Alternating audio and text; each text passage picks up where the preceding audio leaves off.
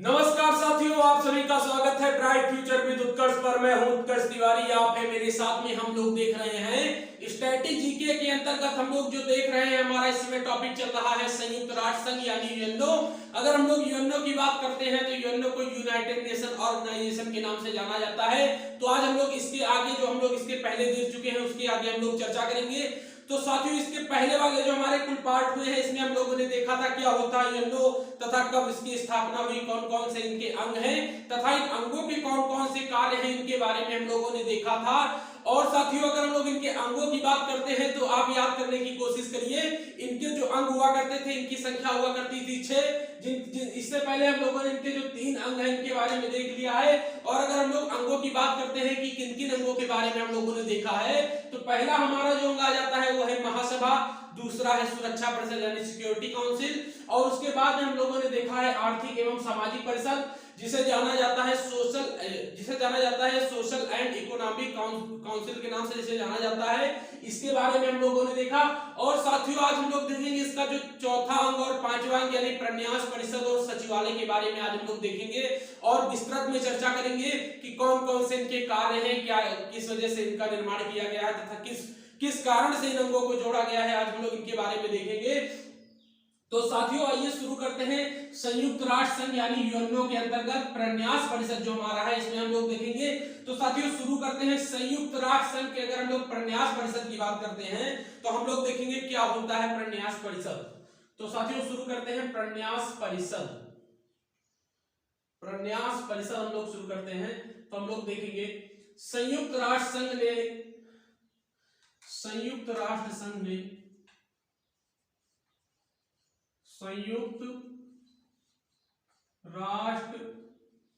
संघ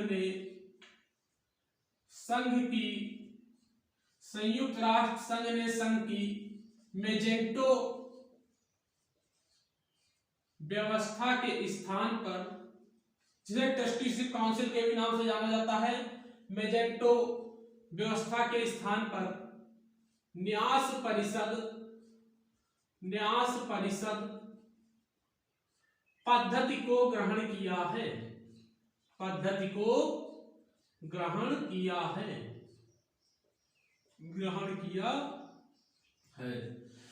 तो साथियों, हम लोगों ने देखा कि संयुक्त राष्ट्र के अंतर्गत जो भी हमारा प्रन्यास परिषद इसका महत्वपूर्ण अंग आ जाता है। संयुक्त राष्ट्र संघ ने संघ की मेजेंटो व्यवस्था के अंतर्गत, जो कि उसको छोड़ करके इन्होंने न्यास परिषद यानी ट्रस्टीशिप काउंसिल जो इनकी होती है, इस पद्धति को ग्रहण किया है। और हम लोग देखेंगे क्या होता है प्रन्यास परिषद का कार्य, किस वजह से इसका गठन किया गया है, इसको हम लोग देखेंगे। और इसके संचालन के लिए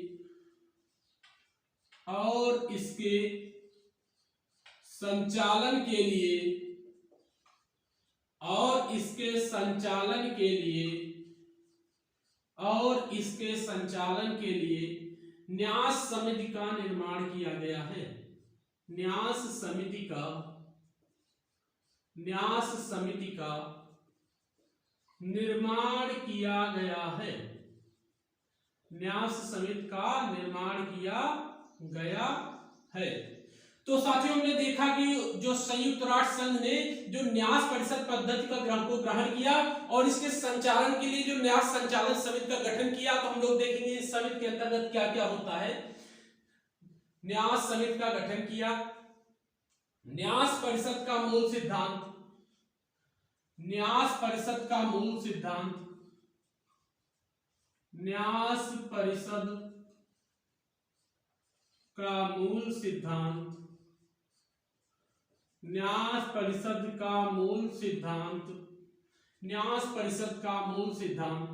यह है कि इस समय कुछ पिछड़े व अल्प विकसित देश,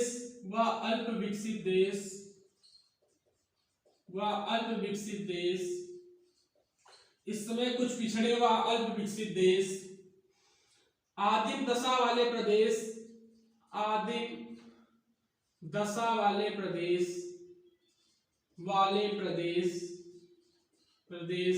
यानी आदिम दशा वाले प्रदेशों के निवासी आदिम दशा वाले प्रदेशों के निवासी इस योग्य नहीं है कि वे अपने संविधान को चला सके या वे अपने देश को चला सके। निवासी इस योग्य नहीं है, इस योग्य नहीं है, इस योग्य नहीं है कि वह, इस योग्य नहीं है कि वह अपने देश का तो साथियों हमने देखा कि आदिम दशा वाले प्रदेशों के निवासी इस योग्य नहीं है कि वे अपने देश का शासन, देश के शासन का संचालन कर सके, संचालन कर सके। उन्हें दूसरे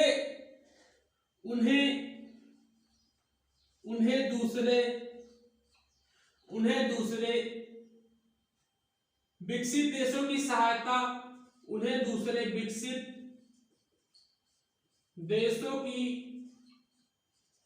देशों की सहायता अपेक्षित है,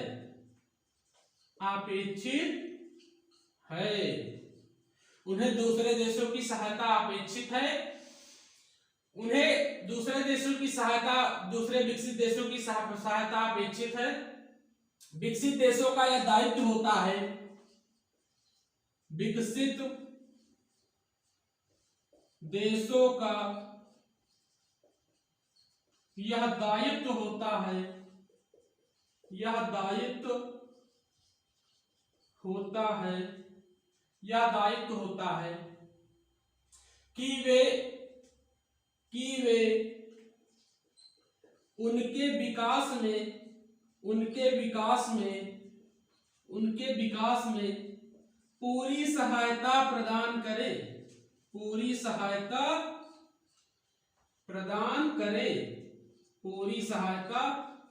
करें। तो साथियों हमने देखा कि प्रन्यास परिषद जो होता है ये संयुक्त राष्ट्र संघ ने संघ की जो मिलेंटो व्यवस्था थी इसको बदल करके इन्होंने एक न्यास पद्धति को ग्रहण किया है और इसके संचालन के लिए न्यास समिति का निर्माण किया गया है जो कि न्यास परिषद का संचालन करेगी। और इसी में न्यास परिषद का मूल सिद्धांत यह है कि इस समय कुछ पिछड़े हुए देश, पिछड़े और अल्प विकसित देश हैं जहां के जो निवासी हैं काफी वो उनकी जो दशाएं हैं, काफी रहन सहन की दशाएं और भी वो काफी पिछड़े हुए हैं, उनकी दशाएं सही नहीं है। तो इसी को देखते हुए जो विकसित देशों की सहायता, मतलब अगर कुछ ना कुछ तो वो करेंगे ही, जिस प्रकार से विकसित देश उनकी सहायता करें और उनका मतलब देश का जो शासन व्यवस्था है उनका संचालन करें, तो इनके दायित्व के विकास दायित्वों को तथा उनके विकास को पूरी सहायता देने के लिए प्रन्यास परिषद का गठन किया गया है। सामान्यतः देखने में ऐसा आता है कि जो काफी गरीब देश होते हैं या अल्प विकसित देश होते हैं, इनकी विभिन्न प्रकार के देश जो होते हैं इनकी सहायता तो करते हैं, परंतु जो है वो अपने स्वार्थ की उसमें पूर्ति करने लगते हैं। किस प्रकार से, मान लीजिए कि किसी ने किसी देश के ऊपर कोई बहुत बड़ा मतलब बहुत सारी उनकी शासन व्यवस्था जो है संचालित करने लगे और वहां के जो निवासी है उनकी जो सुख समृद्धि है उसको ध्यान नहीं दिया और उस देश में जो उनकी और सामग्री थी, यानी जो ईंधन था, तेल पेट्रोल जो कुछ भी था या हीरे जवाहरात जो कुछ भी थे वो ले जाकर अपने ढो करके अपने देश ले जाने लगे। इसी के लिए जो ये व्यवस्था चलाई गई थी प्रन्यास परिषद के अंतर्गत इसका गठन किया गया और इसमें इस प्रकार की व्यवस्था की गई कि जो विभिन्न प्रकार के विकसित देश हैं वो जो विकसित देश है उनकी सहायता करें, लेकिन निस्वार्थ उनकी सहायता करें। ऐसा नहीं है कि उसी से अपना भी काम चलाएं। तो इस प्रकार की इसमें व्यवस्था की गई। तो साथियों आगे देखेंगे और कौन कौन से इनके पॉइंट हैं, इनके बारे में हम लोग आगे देखेंगे और कौन कौन से काम होते हैं प्रन्यास परिषद के, और कौन कौन से प्रन्यास परिषद के काम होते हैं हम लोग आगे देखेंगे। प्रन्यास परिषद के और कौन कौन से काम होते हैं उनको हम लोग देखेंगे, आगे हम लोग देखेंगे।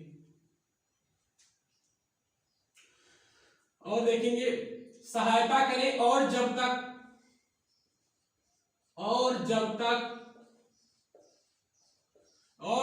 वे देश अपने जब तक उस देश के नागरिक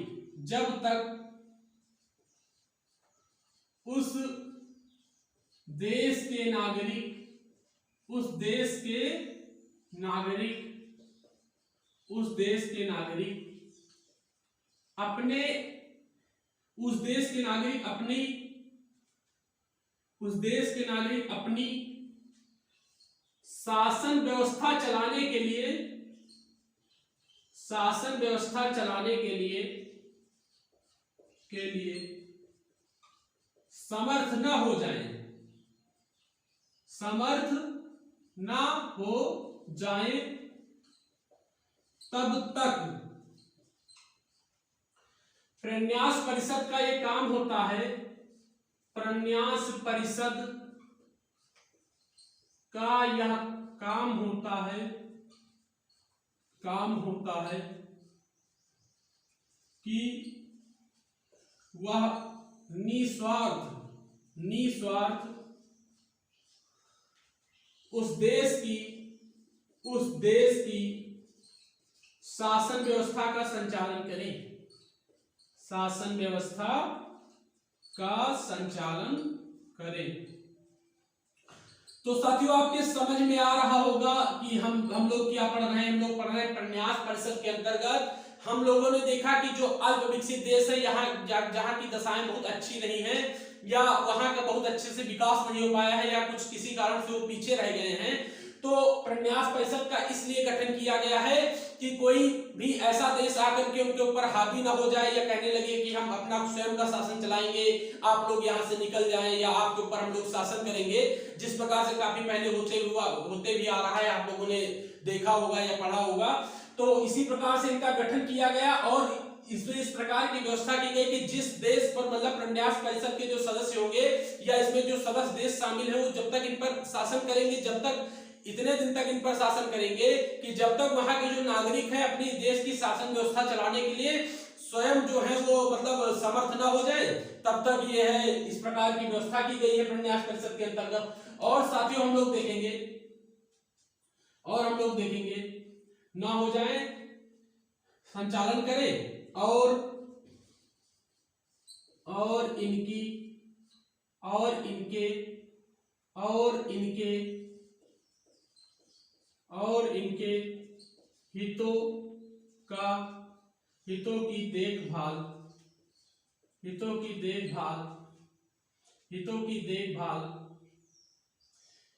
इनके हितों की देखभाल न्यास या ट्रस्ट के द्वारा की जाए। और साथियों अगला हमारा कौन सा इंपॉर्टेंट पॉइंट बनता है, तो और हम लोग देखेंगे जिन राष्ट्रों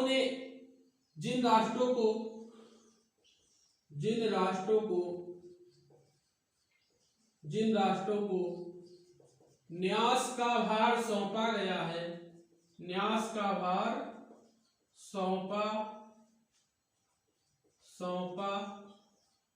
गया है, तो उनके बारे में हम लोग देखेंगे। साथियों हम लोग देखेंगे कि न्यास यानी प्रन्यास परिषद के अंतर्गत कौन कौन से ऐसे देश हैं जिनको न्यास का भार सौंपा गया है या वो विभिन्न देशों की सहायता करेंगे जो अल्प विकसित देश हैं। तो इनमें हम लोग देखेंगे हमारे जो देश आ जाते हैं, पहला आता है ऑस्ट्रेलिया, उसके बाद में अगले की हम लोग बात करेंगे तो अगला नाम हमारा आ जाता है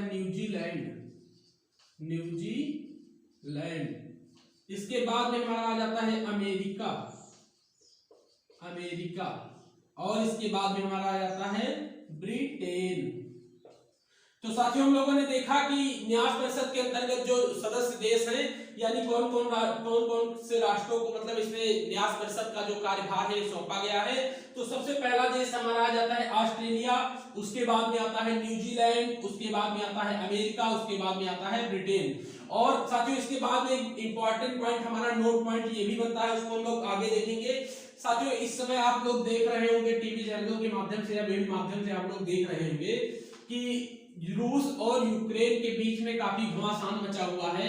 रूस वाले जो हैं काफी यूक्रेन के ऊपर अपनी बमबारी कर रहे हैं या नष्ट करने का प्रयास कर रहे हैं और उन पर कब्जा करने का प्रयास कर रहे हैं। तो यहां से भी एक क्वेश्चन ये बनता है वैसे संभावित है कि आगामी परीक्षाओं में इस प्रकार के क्वेश्चन देखने को मिलेंगे।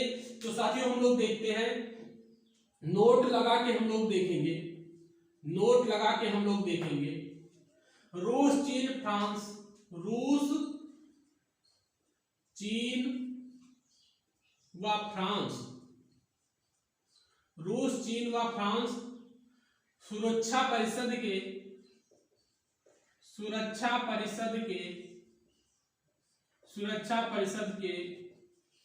स्थायी सदस्य होते हुए भी, सुरक्षा परिषद के स्थायी सदस्य होते हुए भी, सुरक्षा परिषद के स्थायी सदस्य होते हुए भी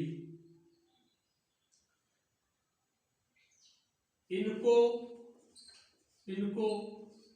न्यास या प्रन्यास परिषद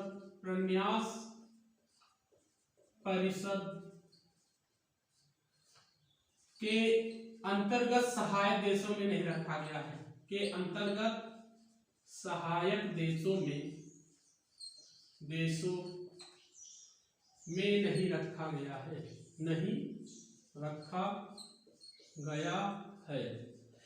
तो साथियों हमने देखा कि प्रन्यास परिषद के अंतर्गत किन किन देशों को रखा गया है, जो कि इनको किन किन राष्ट्रों का मतलब न्यास का भार किन किन राष्ट्रों को सौंपा गया है। तो इसमें हम लोगों ने देखा, हमारा पहला आ जाता है ऑस्ट्रेलिया, फिर उसके बाद में आता है न्यूजीलैंड, उसके बाद में हमारा आ जाता है अमेरिका, और उसके बाद में हमारा अगला आ जाता है जो होता है ब्रिटेन। और साथियों नोट पॉइंट लगा के हम लोग और देखेंगे कि रूस, चीन, फ्रांस, ये जो तीनों देश हैं ये सुरक्षा परिषद के स्थायी सदस्य होते हुए भी इनको प्रन्यास परिषद के अंतर्गत सहायक देशों की श्रेणी में नहीं रखा गया है, मतलब इनकी ओर से किसी भी देश की सहायता नहीं कर सकते हैं। तो साथियों इसी में आगे हम लोग देखेंगे, इसी में हम लोग आगे देखेंगे वर्तमान स्थिति की अगर हम लोग बात करेंगे तो प्रन्यास परिषद क्या है, तो वर्तमान में प्रन्यास परिषद की बात करेंगे तो ये इसका जो अंग है यूएनओ का, ये निष्क्रिय पड़ा हुआ है, मतलब इसके पास इस समय कोई काम नहीं है। सामान्यतः हम लोग यही समझ सकते हैं कि इसके पास कोई भी काम नहीं है करने के लिए। तो प्रन्यास सदस्य में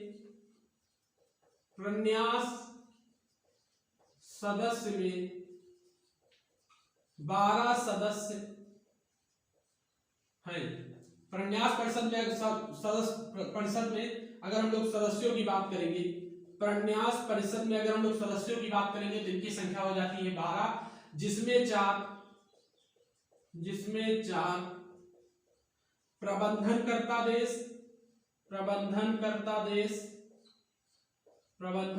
देश, और आगे हम लोग देखेंगे, और जिसमें 3 सार्वजनिक परिषद के स्थायी सदस्य, 3 सुरक्षा परिषद के स्थायी सदस्य, 3 सुरक्षा परिषद के स्थायी सदस्य। और आगे हम लोग देखेंगे स्थायी सदस्य होने के कारण इनको रखा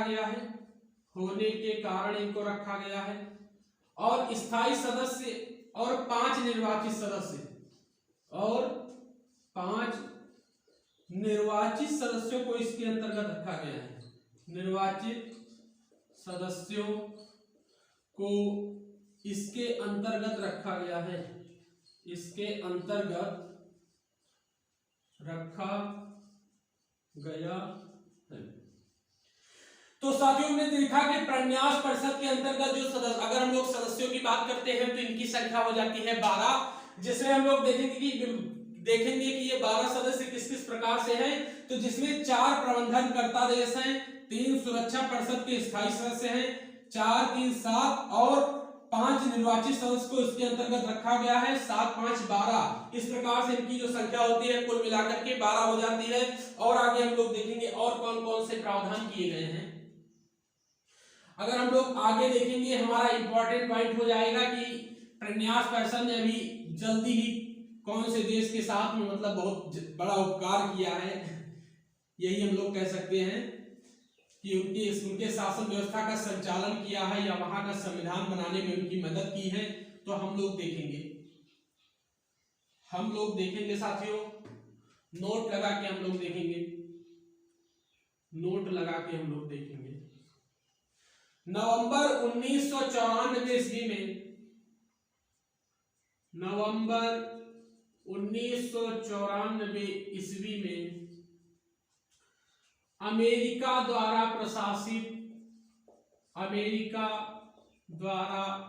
प्रशासित प्रशांत महासागर के क्षेत्र में, प्रशांत महासागर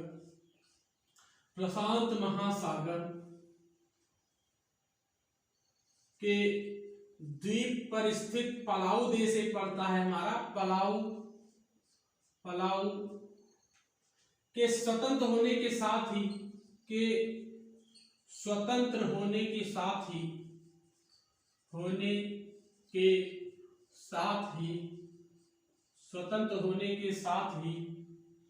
प्रन्यास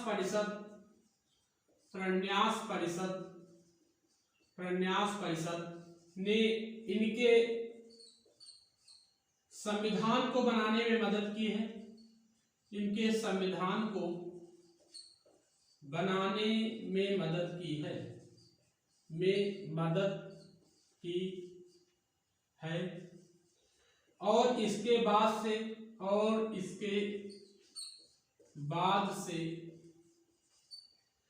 प्रन्यास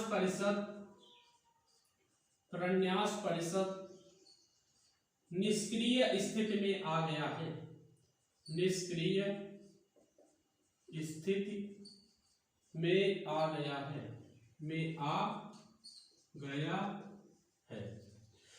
तो साथियों हमने देखा कि वर्तमान अगर हम लोग स्थिति की बात करते हैं प्रन्यास परिषद की, तो स्थिति इसकी जो हो जाती है ये इस समय निष्क्रिय अवस्था में अपनी है। और इसी में हम लोग नोट पॉइंट लगा के देखेंगे कि वर्तमान में नवंबर 1994 ईस्वी में अमेरिका द्वारा प्रशासित प्रशांत महासागर के द्वीप के अंतर्गत जो कि पलाऊ देश हमारा आता है, इसमें इसके स्वतंत्र होने के साथ ही प्रन्यास परिषद ने इसके संविधान को बनाने में इसकी मदद की और इसके बाद से प्रन्यास परिषद निष्क्रिय पड़ा हुआ है। और साथियों इसके आगे हम लोग देखेंगे, इसके बाद में हमारा जो अगला अंग आ जाता है वो आता है यहीं पर साथियों हमारा जो होता है, इसी के साथ में हमारा प्रन्यास परिषद यहीं पर कंप्लीट होता है। और इसके हम लोग पांचवें अंग की बात करेंगे जो कि हो जाता है सचिवालय यानी सेक्रेटरिएट। इसके बारे में हम लोग देखेंगे, सचिवालय के बारे में देखेंगे कि संयुक्त राष्ट्र संघ का क्या होता है सचिवालय तथा इसके क्या क्या काम है, इनके बारे में हम लोग देखेंगे। तो अगला हम लोग देखेंगे, अगला साथियों लिखेंगे सचिवालय। अगला हमारा अंग हो जाएगा सचिवालय। सचिवालय की अगर हम लोग बात करते हैं तो सचिवालय संयुक्त राष्ट्र संघ की, सचिवालय का क्या काम होता है, सचिवालय संयुक्त राष्ट्र संघ के दिन प्रतिदिन की सचिवालय संयुक्त राष्ट्र संघ के दिन प्रतिदिन की कामों को निपटाता है। तो साथियों हम लोग कह सकते हैं कि सचिवालय जो होता है संयुक्त राष्ट्र संघ के जो दिन प्रतिदिन के यानी डेली बेस के जो काम होते हैं, इनका जो संचालन होता है या इनका जो निपटान होता है, यह सचिवालय के द्वारा ही होता है। और आगे हम लोग देखेंगे सचिवालय का प्रमुख महासचिव होता है, सचिवालय का सचिव, सचिवालय का प्रमुख महासचिव होता है, जिसका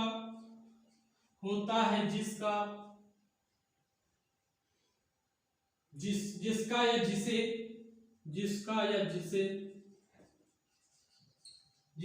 जिसे महासभा द्वारा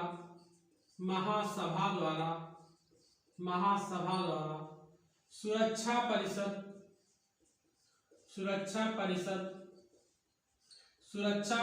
की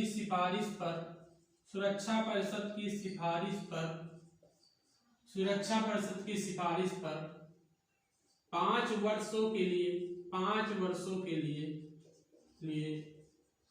नियुक्ति की जाती है, 5 वर्षों के लिए नियुक्ति की जाती है। और नियुक्ति के पश्चात ये दोबारा और महासचिव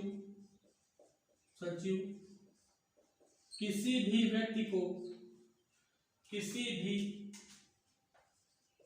भी व्यक्ति को दोबारा भी बनाया जा सकता है, दोबारा भी बनाया जा सकता है। तो साथियों ने देखा कि सचिवालय जो होता है, सचिवालय संयुक्त राष्ट्र संघ के जो दिन प्रतिदिन के काम होते हैं इनका निपटान करता है, यानी इनको निपटाता है। और सचिवालय का जो प्रमुख होता है ये महासचिव होता है। और अगर हम लोग इसकी बात करते हैं तो ये किसके द्वारा इनकी नियुक्ति की जाती है, तो महासभा द्वारा सुरक्षा परिषद की सिफारिश पर 5 वर्षों के लिए इनकी नियुक्ति की जाती है। और जो भी सदस्य जो भी इसका जो महासचिव बनता है उसे एक बार पुनः दोबारा से फिर से इसे महासचिव बनाया जा सकता है उसी पद के लिए। और साथियों अगर हम लोग पहले महासचिव की बात करेंगे तो हम लोग पहले भी देख चुके हैं, हम लोग इसके पहले भी देख चुके हैं कि पहले महासचिव हमारे कौन हुए हैं। तो पहले महासचिव आ जाते हैं त्रिगवेली, जो कि नार्वे के निवासी हैं। अगर हम लोग लास्ट टाइम यानी वर्तमान की अगर हम लोग बात करेंगे तो इस समय वर्तमान में कौन है, तो वर्तमान में हमारे याद आते हैं एंटोनियो गुटेरेस, जो कि पुर्तगाल के निवासी हैं और सन 2017 से अपने पद पर बने हुए हैं, अपने पद पर बने हुए हैं। और आगे हम लोग देखेंगे तो साथियों हम लोगों ने देखा कि अगर हम लोग सबसे पहले सचिवालय के जो महासचिव हुए थे अगर हम लोग इनकी बात करेंगे तो आ जाते हैं त्रिगवेली, जो कि नार्वे के निवासी हैं। और लास्ट टाइम अगर हम लोग बात करेंगे तो हमारे आ जाते हैं अंतोनियो गुटेरेस, जो कि पुर्तगाल के निवासी हैं और सन 2017 से अपने पद पर बने हुए हैं। और साथियों इसी के बाद में हमारा जैसे इंपॉर्टेंट पॉइंट आ जाता है कि हम लोग देखेंगे, हम लोग समझने का प्रयास करेंगे कि जो महासचिव होता है वो जो संयुक्त राष्ट्र का घोषणा पत्र है इसके अनुसार ये संयुक्त राष्ट्र का जो होता है, ये संयुक्त राष्ट्र का जो होता है महासचिव संगठन का मुख्य प्रशासनिक अधिकारी होता है। यानी जो महासचिव होता है संयुक्त राष्ट्र जो संगठन है इसका मुख्य प्रशासनिक अधिकारी महासचिव ही होता है। तो साथियों इसी के साथ में आज हमारा जो प्रन्यास परिषद और सचिवालय है यहीं पर समाप्त होता है।